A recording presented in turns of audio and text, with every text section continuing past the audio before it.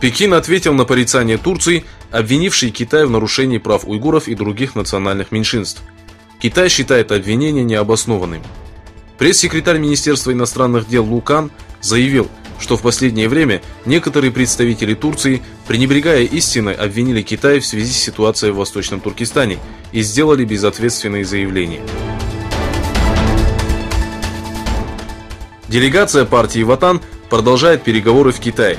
После встречи с представителями коммунистической партии в Пекине делегация посетила Восточный Туркестан. На собрании под названием «Солидарность этнических групп» Перенчек сделал следующее заявление: США сеют ростки террора в Средней Азии, поэтому Турции и Китаю необходимо доверять друг другу.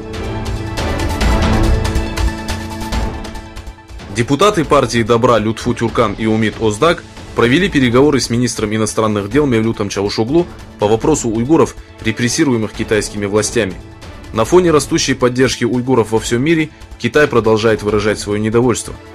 Пресс-секретарь Министерства иностранных дел Лу Кан строго осудил Турцию и подчеркнул, что обвинения в адрес Китая не обоснованы.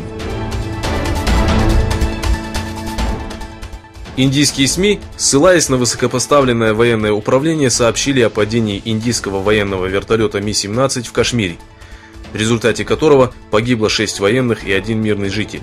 В то время как индийские авианосцы выдвинулись для атаки на столицу Пакистана, Пакистан привел в полную боевую готовность системы воздушной обороны ЛЕ-80.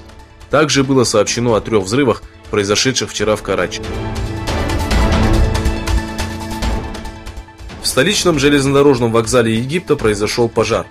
По сообщениям информационных агентств, по меньшей мере погибло 20 и ранено 40 человек. Есть опасения, что число погибших увеличится.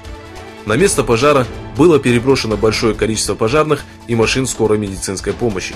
Вокзал Рамзес был временно закрыт.